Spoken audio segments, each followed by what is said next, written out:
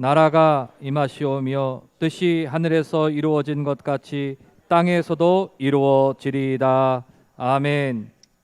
오늘 말씀의 제목은 하나님의 뜻이 이루어지길 기도합니다. 한번 따라 하실까요? 하나님의 뜻이 이루어지길 기도합니다. 인류 역사상 가장 성공적인 삶을 살았던 인물이 누구라고 생각합니까? 라고 질문을 한다면 아마 각자 떠오르는 사람들이 있을 것 같습니다. 많은 땅을 정복했던 징기스칸이나 알렉산더, 나폴레옹 같은 사람을 말할 수도 있겠고, 또 부의 대명사라고 할 수 있는 록펠러나 빌 게이츠를 떠올릴 수도 있을 겁니다. 근데 저에게 같은 질문을 한다면 저는 주저하지 않고 예수님이라고 말할 거예요. 왜냐하면 예수님은 최고의 영향력을 가진 분이시기 때문입니다. 짧은 생을 사시고 세상을 떠나셨지만 2000년이 지난 지금까지도 수많은 사람들에게 영향을 끼치고 있잖아요. 우리 예수님을 통해서 생명을 얻는 사람들이 있고, 예수님을 통해서 삶의 의미와 소망을 발견하는 수많은 사람들이 지금도 있기에 최고의 영향력을 가지신 예수님이신 것입니다. 그리고 그와 함께 예수님께서는 하나님의 뜻을 이루는 삶을 사셨기 때문이에요. 우리 예수님 십자가에서 돌아가실 때 내가 다 이루었다. 하나님 아버지께서 나를 이 땅에 보내신 그 뜻을 다 이루었다. 당시 사람들이 볼 때는 예수님 비참한 실패자였죠. 젊은 나이에 십자가형을 받으셨으니까. 하지만 하나님께서 보실 때에는 최고의 성공자였습니다. 하나님께서 보내신 그 사명을 다 이루셨기 때문이죠. 예수님을 이 땅에 보내신 그 하나님 아버지의 뜻이 이루어졌기 때문입니다. 여러분, 성공적인 삶은 하나님의 뜻이 이루어지는 삶입니다. 내 뜻이 아니라 하나님의 뜻이에요. 내가 보기에 좋은 삶, 다른 사람들이 보기에 멋진 삶이 아니라 하나님 보시기에 좋은 삶을 살아가는 것입니다. 우리 예수님께서는 하나님의 뜻에 집중하셨어요. 요한복음 14장 34절입니다. 예수께서 이르시되 나의 양식은 나를 보내신 이의 뜻을 행하며 그의 일을 온전히 이루는 이것이니라.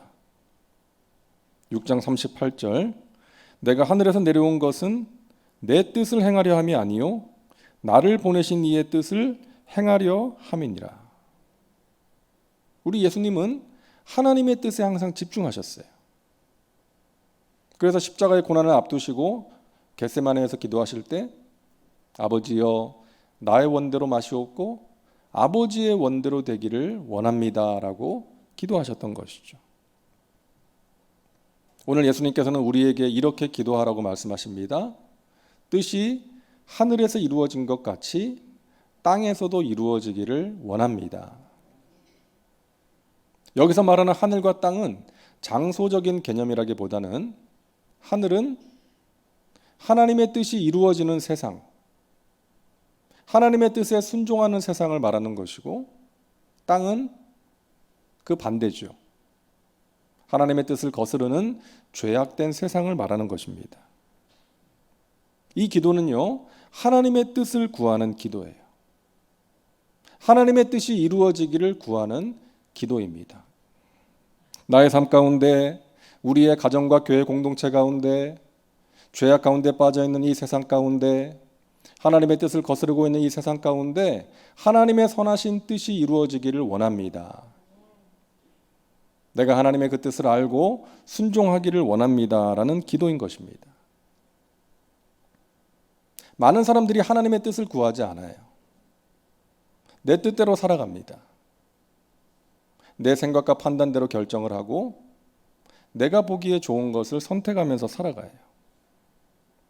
내가 어떤 계획을 세우고 하나님께서는 내가 세운 계획을 이루어질 수 있도록 도와주시면 좋겠다라고 생각을 하는 것이죠. 그래서 하나님의 도움이 필요할 때만 하나님을 찾는 사람들이 있습니다. 중심에 내가 있는 거예요. 하지만 하나님을 중심에 모시고 살아가는 사람은 연약하고 부족한 나의 뜻이 아니라 완전하신 하나님의 뜻을 구하면서 살아가는 것입니다. 그 뜻이 이루어지기를 구하고 그 뜻이 이루어지는 것을 기뻐하는 것입니다. 이용규 선교사님이 쓴 내려놓음이라는 책에 나오는 내용을 잠시 읽어드립니다. 내가 유학이라는 광야 학교에서 하나님께 받은 첫 번째 훈련은 그분께 미래를 내려놓고 맡기는 것이었다. 미래를 맡긴다는 것은 앞날의 방향과 문제에 대하여 하나님께 뜻을 묻고 그 뜻을 따라 결정하는 것을 의미한다. 다시 말하면 자신의 미래를 결정하는 권한을 하나님께 양도하는 것이다. 예수 그리스도를 주로 고백한다는 것은 이러한 권리 양도 증서에 서명하는 것을 말한다. 우리는 학교나 직장을 선택할 때 하나님의 뜻을 구하기보다 어느 학교나 직장이 자신의 사회적인 성공이나 경제적인 성취에 유리한지 거기에 늘 관심이 쏠린다. 나의 인생을 향한 하나님의 계획이 무엇인지는 종종 우선순위에서 밀린다. 하나님을 믿는 사람이 인생의 중요한 문제를 결정하는 방식을 보면 그가 하나님과 어떤 관계를 가지고 있는지를 알 수 있다.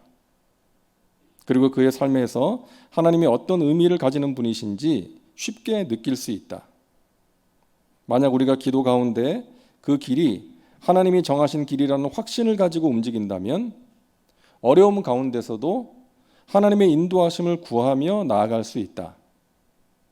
그리고 우리가 겪는 어려움은 하나님에 대한 신뢰를 더욱 쌓아가게 만드는 도구에 불과할 뿐임을 깨닫게 된다. 반대로 하나님께 묻지 않고 혼자 결정해서 길을 가는 사람들은 어려운 문제가 닥치면 피해 가려는 경향이 있다. 그리고 더 전망 있고 안전한 길을 모색하지만 늘 불안하고 피곤할 뿐이다. 인생의 짐이 무겁게 느껴지기만 할 것이다. 자, 여러분, 이 글에서 강조하는 게 뭡니까? 우리가 인생길을 걸어가면서 어떤 결정과 선택의 상황에 직면하게 될 때에 하나님의 뜻을 구하고 하나님의 인도하심을 따르라는 거예요. 그것이 진정한 믿음이고 그런 삶이 복된 삶이라는 것입니다. 우리는 요셉이라는 사람을 생각할 때 요셉이 애굽의 총리가 되었다는 사실에 주목하면서 꿈을 가져야 된다. 큰 꿈을 가지고 어려움을 이겨내면 성공할 수 있다. 이런 생각을 하고 우리 자녀들에게도 그렇게 말할 때가 있는데 여러분, 요셉의 꿈은요, 요셉 스스로가 가진 게 아니었어요. 어느 날 하나님으로부터 주어진 꿈이었습니다. 요셉을 통해서 이루고자 하시는 하나님의 뜻이었죠. 하나님의 계획이었습니다. 그래서 우리가 가져야 되는 꿈, 우리 사랑하는 자녀들이 가져야 되는 꿈은 하나님이 주신 꿈이 되어야 한다는 거예요. 나의 삶 가운데 가지고 계시는 하나님의 뜻과 계획입니다. 그것을 구해야 되는 거예요. 나의 것을 내려놓고 하나님의 것을 구하는 것이 우리 삶의 목표가 될 수 있어야 한다는 것입니다.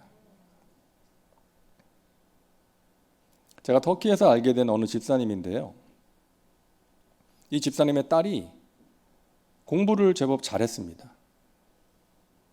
국제학교를 다녔는데 그 학교에서 이제 1, 2등 하는 그런 아이였어요. 그 똑똑한 외국 아이들 사이에서도 아주 두각을 나타낸 그런 아이였는데 이제 대학은 한국으로 이제 가겠다 그러더라고요.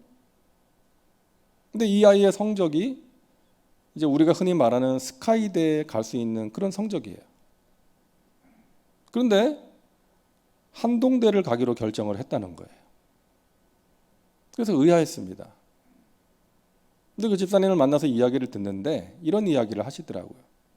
딸아이와 함께 이제 하나님의 인도하심을 구하면서 작정하고 기도를 했다는 거예요. 근데 이 집사님이 기도하던 중에 자신이 몇 년 전에 그 한동대에 대한 이야기를 이제 우연히 듣게 됐는데, 그때 나의 딸아이가 그 학교에 가면 좋겠다라는 생각을 했던 것이 생각이 났다는 거예요. 기도하던 중에. 그래서 이것이 하나님의 인도하심인가? 하나님의 뜻인가? 계속해서 묻게 되었고, 하나님이 주시는 확신을 갖게 되었다는 거예요. 그 딸한테 이야기를 했는데 이 딸아이도 엄마, 나도 그래. 나도 그 학교 가고 싶어. 이렇게 대답을 해서 이제 결정을 하게 되었다는 것입니다. 근데 고민이 많이 되었대요. 정말 이게 맞는 건가? 제대로 결정한 것인가? 고민도 많이 되었는데 나중에 생각해 보니까 이 딸아이가 나중에 하는 이야기예요. 이 딸아이가 그 학교 가기를 정말 잘했다는 생각이 들었다는 것입니다. 믿음이 좋은 선배, 또 후배들과 함께 또 하나님께 예배하고 기도하고 또 말씀 양육 받으면서 정말 행복한 대학 생활을 하고 있다.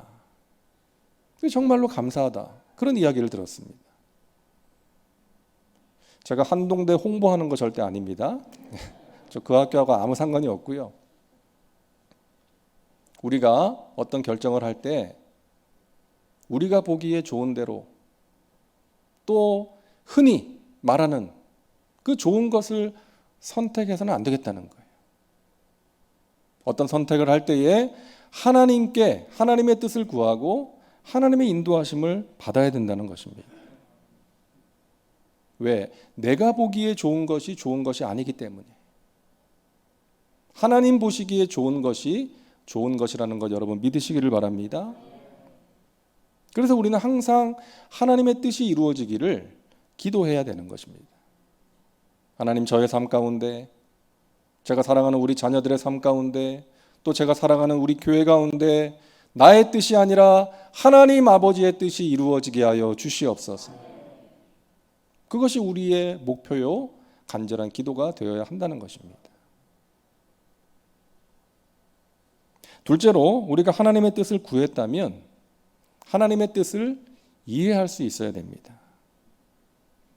에베소서 5장 17절, 그러므로 어리석은 자가 되지 말고 오직 주의 뜻이 무엇인가 이해하라.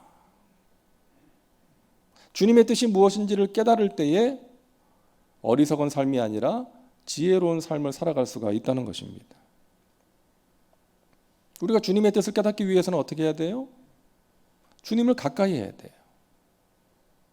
우리가 어떤 사람을 가까이 한다는 것은 그 사람에 대해서 잘 알거나 알아가는 중이라는 의미 아닙니까? 하나님과의 관계도 마찬가지예요. 우리가 하나님을 가까이 할 때 하나님이 어떤 분이신지를 알 수가 있고 하나님의 뜻과 계획이 무엇인지를 알 수가 있는 것입니다. 하나님을 가까이 할 때 우리 마음의 평안과 확신을 통해서 그것을 알려주시는 거예요. 우리가 하나님의 뜻을 알 수 있는 몇 가지 통로가 있잖아요. 하나님께서 당신의 뜻을 알려주시는 몇 가지 통로. 첫째, 말씀. 기록되어진 말씀. 이 성경. 이 성경 속에는 하나님의 뜻이 담겨져 있죠. 우리가 말씀을 읽고 묵상할 때 그 말씀을 통해서 나에게 주시는 하나님의 말씀을 듣게 되는 거예요. 하나님의 뜻을 발견하는 것이죠. 또 강단에서 선포되는 말씀을 듣다가 어떤 한 말씀이 나에게 주시는 레마의 말씀으로 들리는 것입니다. 내가 간절히 바라고 구하는 것에 대한 응답으로 다가오는 것이죠. 두 번째 통로는 환경입니다. 환경을 통해서 알려주세요. 사도행전 16장을 보면 바울이 아시아에 가서 복음을 전하고자 하는데 그 길이 자꾸만 막힙니다. 근데 그것을 통해서 사도 바울은 하나님의 뜻을 알게 돼요. 성령의 인도하심이라는 것을 깨닫게 됩니다. 사도행전 16장 6절입니다. 성령이 아시아에서 말씀을 전하지 못하게 하시거늘. 7절, 무시아 앞에 이르러 비두니아로 가고자 애쓰되 예수의 영이 허락하지 아니하시는지라. 이처럼 우리가 어떤 일을 하고자 하는데 그것이 자꾸만 막히면 기도하면서 하나님의 뜻을 구할 수 있어야 한다는 거예요. 분별해야 하는 것입니다. 그리고 셋째는 사람을 통해서 알려주시죠. 나를 위해 기도하는 사람, 영적인 분별력이 가진 사람을 통해서 하나님의 뜻을 우리에게 알려주시기도 하시는 것입니다. 우리의 배우자가 그런 사람이라면 가장 좋겠죠. 그리고 네 번째, 흔치는 않지만 꿈과 환상을 통해서 우리는 하나님의 뜻을 분별할 수 있습니다. 사도 바울이 아시아로 가지 못하게 되었을 때 밤에 마게도냐 사람 하나가 이리로 와서 우리를 도와주세요 하는 환상을 보게 되지 않습니까? 그 환상을 통해서 아시아가 아니라 유럽이구나. 내가 유럽에 가서 복음을 전하는 것이 하나님의 뜻이라는 것을 알게 되었어요. 이처럼 어떤 꿈을 통해서 또 그 꿈이 반복되는 것을 통해서 우리는 하나님의 뜻을 깨닫기도 하는 것입니다. 그리고 고난을 통해서 우리는 하나님의 뜻을 알게 됩니다. 우리가 잘 아는 사도행전 1장 8절 우리 같이 읽겠습니다. 오직 성령이 너희에게 임하시면 너희가 권능을 받고 예루살렘과 온 유대와 사마리아와 땅 끝까지 이르러 내 증인이 되리라 하시니라. 아멘. 예수님께서 부활하시고 승천하시기 전에 남기신 말씀이잖아요. 근데 이 말씀이 어떻게 이루어졌습니까? 사도행전 8장 1절 같이 읽겠습니다. 사울은 그가 죽임 당함을 마땅히 여기더라.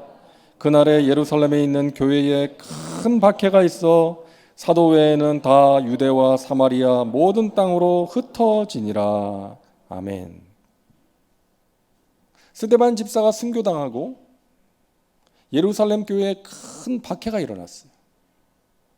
그 박해와 그 고난을 통해서 사도들과 믿음의 백성들이 예루살렘을 떠나서 유대와 사마리아 지역에 흩어져서 복음을 전하게 되었던 것이죠. 그러니까 이 박해를 통해서 사도행전 1장 8절의 그 하나님의 약속의 말씀이 이루어진 것입니다. 우리가 만나는 고난을 통해서 하나님의 뜻이 이루어질 때가 있습니다. 이유 없는 고난 같지만 그 가운데 하나님의 뜻이 있는 거예요. 우리가 고난을 당하기 전에는 하나님의 뜻에 별 관심이 없이 살았어요.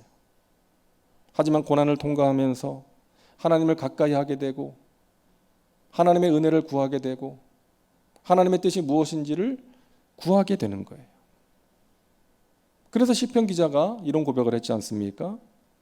시편 119편 67절에 고난당하기 전에는 내가 그릇 행하였더니 이제는 주의 말씀을 지키나이다. 우리는 고난을 환영할 수는 없지만 고난 가운데서 하나님의 은혜로 말미암아 이와 같은 유익을 경험할 수가 있는 것입니다. 이처럼 하나님은요, 우리를 사랑하시기 때문에 우리가 하나님의 뜻을 구하면서 살아가면 여러 가지 방법을 통해서 알려주시는 거예요. 제가 1년 3개월 전에 우리 송파교회에 올 때 마음이 기쁘지 않았습니다. 부담과 두려움이 있었어요. 그 이유는 잘 아시잖아요. 그래서 제가 이제 우리 교회 사역을 시작하기 전에 3일 동안 기도원에 올라가서 기도를 드렸는데 하나님께서 주신 말씀이 있었어요.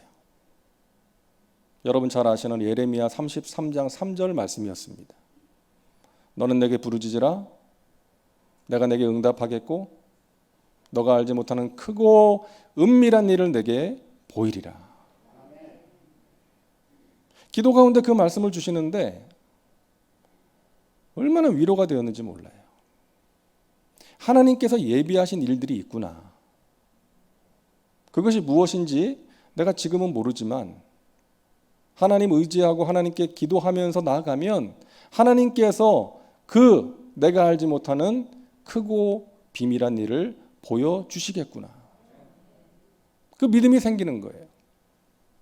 그러니까 두려움이 떠나가게 되더라고요. 그리고 찬송 하나가 계속 생각이 나는데, 황무지가 장미꽃같이 피는 것을 볼 때에, 이 찬송이 자꾸 생각이 나는 거예요. 이사야 35장 말씀을 가지고 만든 찬송인데, 광야에서 물이 솟겠고 사막에서 시내가 흐를 것임이라. 뜨거운 사막이 변하여 못이 될 것이며 메마른 땅이 변하여 원천이 될 것이며 승냥이의 눕던 곳에 풀과 갈대와 부들이 날 것이다. 하나님의 나라를 묘사한 말씀인데, 제가 기도를 해서 이 찬송이 생각이 나가지고 막 혼자 불렀는데, 이제 기도원 예배에 들어갔더니 그 예배 시간에도 마침 이 찬송을 부르는 거예요. 하나님께서 이 종을 불쌍히 여기셔서 그렇게 위로해 주시고 하나님의 마음을 알게 하시고 하나님의 뜻을 깨닫게 하시고 소망을 주시더라고요. 사랑하는 여러분, 우리가 하나님의 뜻을 구하고 하나님의 인도하심을 구하면 하나님께서 알려주십니다. 하나님께서 우리의 마음을 만져주시고 소망 중에 즐거워할 수 있도록 인도해 주실 줄 믿으시기를 바랍니다. 가장 좋은 길로 인도해 주시는 거예요. 저는 정말로 여러 가지로 부족한 종이지만 분명히 고백할 수 있습니다. 제가 하나님께 뭐 잘한 거 별로 없거든요. 그런데 하나님께서 이 부족한 사람을 사랑하셔서 지금까지 때마다 가장 좋은 곳으로 인도해 주셨어요. 여의도 순복음 송파교회에서 사역할 수 있도록 저는 상상도 못했는데 하나님께서 인도해 주신 거예요. 주님께서 너무나도 사랑하시는 이 교회를 섬기게 해주셨고, 주님께서 너무나도 사랑하시는 여러분을 위해서 또 기도하게 하시고 말씀을 나누게 하신 것입니다. 사랑하는 여러분, 하나님의 뜻을 구하시기를 바랍니다. 하나님의 뜻을 분별하며 살아가시기를 바랍니다. 지금은 우리가 모를 수 있어요. 그래서 답답할 수 있습니다. 하지만 나중에라도 하나님께서 알게 하십니다. 깨닫게 하세요. 아, 그때 하나님께서 그렇게 우리를 인도해 주신 것이었구나. 그것이 하나님의 뜻이었구나. 반드시 알게 하시는 것입니다. 셋째로, 여러분, 하나님의 타이밍을 신뢰하시기 바랍니다. 하나님께서는 하나님의 뜻을 하나님의 때에 이루신다는 거예요. 그리고 그 때가 가장 정확한 때요, 가장 좋은 때라는 것입니다. 우리는 우리가 생각하는 어떤 일이 우리가 생각하는 때에 이루어지지 않으면 마음이 불안해지고 조급해지는 경향이 있지 않습니까? 그런데 그때 우리는 이 시편 기자의 고백을 기억해야 되겠습니다. 시편 40편 1절 우리 같이 읽겠습니다. 내가 야훼를 기다리고 기다렸더니 귀를 기울이사 나의 부르짖음을 들으셨도다. 아멘. 내가 야훼를 기다리고 기다렸더니 야훼께서 귀를 기울이사 나의 부르짖음을 들으셨도다. 하나님의 뜻을 구하는 사람은 하나님의 뜻이 이루어지기를 기다려야 되는 거예요. 신실하신 하나님, 완전하신 하나님께서 가장 좋은 때에 이루실 것이다. 정확하신 하나님의 때에 반드시 이루어 주실 것이다. 이 믿음이 우리에게 필요한 거예요. 기다린다는 게 참 힘들어요. 더구나 요즘 같은 시대에. 우리는 마트에 가도 물건을 사고 계산할 때 어디가 줄이 짧은가 생각하잖아요. 보잖아요. 현대사회는 속도가 생명이고 능력인 시대예요. 그런 시대를 살아가는 우리가 기다린다는 것, 이 여간 힘들지 않습니다. 하지만 하나님의 때를 기다리는 사람이 믿음의 사람이에요. 여러분, 간절함은 좋은 것이지만 조급함은 안 좋은 것입니다. 하나님께서 아브라함에게 자손에 대한 약속을 주셨어요. 아브라함을 밖으로 불러내셔서 그 하늘의 별들을 보게 하시면서 너의 후손이 저 하늘의 별처럼 될 거야. 생생하게 시청각 교육을 시키셨습니다. 아브라함은 그 약속의 말씀을 믿었다라고 성경은 말씀하고 있어요. 근데 성경을 보면 세월이 지나도 자식이 생기지 않으니까 아브라함이 어떻게 합니까? 아내의 여종을 취해서 자식을 낳아요. 이건 그 당시의 관습이었습니다. 아무런 문제가 되지 않는 일이었어요. 그러니까 아내가 권했죠. 하지만 그것은 하나님의 방법이 아니었다는 거예요. 그 결과 그 가정의 평화가 깨지고 다툼과 불화가 생기지 않았습니까? 우리도 그럴 때가 있잖아요. 믿습니다. 아멘 할렐루야 했는데 시간이 지나도 그것이 이루어지지 않는 거예요. 그 마음에 조급함이 생길 때가 있습니다. 여러분, 하나님의 시계는 우리의 시계와 다르다는 거 기억하시기 바랍니다. 하나님의 시계가 정확합니다. 그래서 우리는 하나님의 때를 바라보고 기다려야 되는 거예요. 하나님께서 지금이야 하실 때가 가장 정확한 때인 것입니다. 아브라함은 25년이 지난 뒤에 이삭을 품에 안았습니다. 요셉은 꿈을 꾼 뒤에 13년의 세월이 지난 뒤에 그 꿈이 이루어지는 것을 경험합니다. 다윗은 이스라엘의 차기 왕으로 기름 부음을 받은 뒤에 10여 년의 세월을 광야에서 지내야만 했던 거예요. 저는 말씀을 준비하다가 이 언더우드의 기도가 생각이 나더라고요. 여러분 아시잖아요. 우리나라 선교 초기에 와서 복음을 전했던 언더우드. 주여, 지금은 아무것도 보이지 않습니다. 메마르고 가난한 땅, 나무 한 그루 시원하게 자라오르지 못하고 있는 땅에 저희들을 옮겨와 심으셨습니다. 그 넓고 넓은 태평양을 어떻게 건너왔는지 그것이 기적입니다. 주님께서 붙잡아 뚝 떨어뜨려 놓으신 듯한 이곳, 지금은 아무것도 보이지 않습니다. 보이는 것은 고집스럽게 얼룩진 어둠뿐입니다. 어둠과 가난과 인습에 묶여있는 조선 사람뿐입니다. 그들은 왜 묶여있는지도 그것이 고통이라는 것도 모르고 있습니다. 고통을 고통인 줄 모르는 저들에게 고통을 벗겨주겠다고 하면 의심부터 하고 화부터 냅니다. 조선 남자들의 속셈이 보이지 않습니다. 이 나라 조정의 내심도 보이지 않습니다. 가마를 타고 다니는 여자들을 영영 볼 기회가 없으면 어떡하나 생각합니다. 조선의 마음이 보이질 않습니다. 그리고 저희가 해야 할 일이 보이지 않습니다.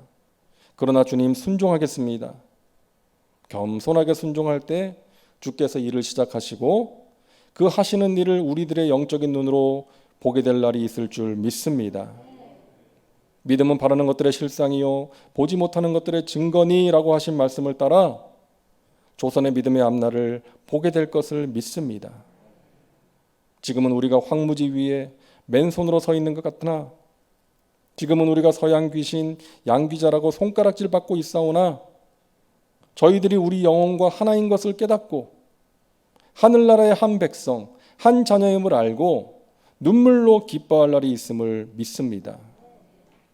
지금은 예배드릴 예배당도 없고 학교도 없고 그저 경계와 의심과 멸시와 천대가 가득한 곳이지만 이곳이 머지않아 은총의 땅이 되리라는 것을 믿습니다. 주여 제 믿음을 붙잡아 주옵소서. 여러분, 오래전에 이 땅에 와서 복음을 전한 선교사의 기도이지만 오늘을 사는 우리에게도 와닿는 기도, 필요한 기도 아닙니까? 여러분, 이 선교사가 우리나라에 와가지고 본 것은 어둠뿐이었어요.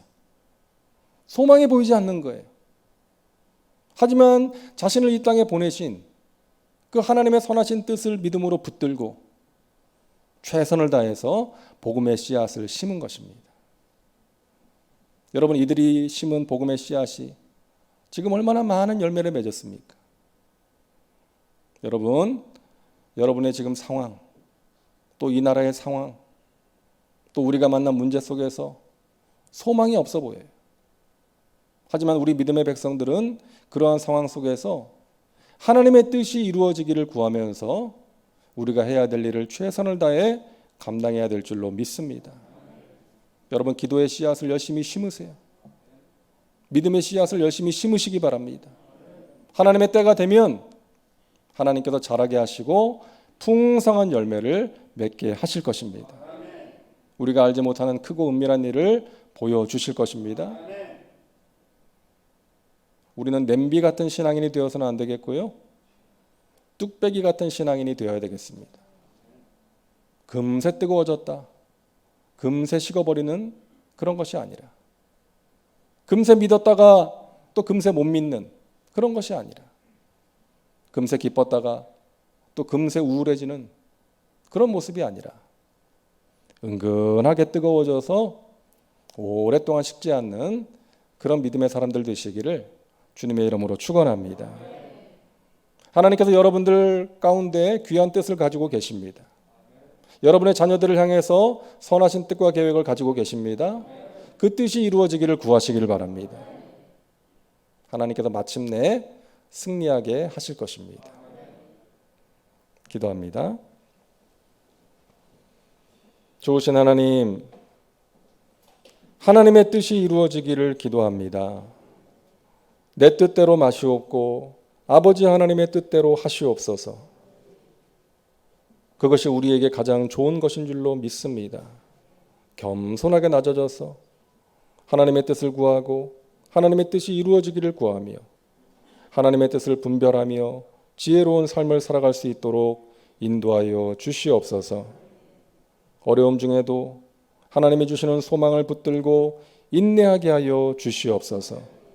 마침내 승리하는 하나님의 백성들 되게 하여 주옵소서. 예수님의 이름으로 기도하옵나이다. 아멘.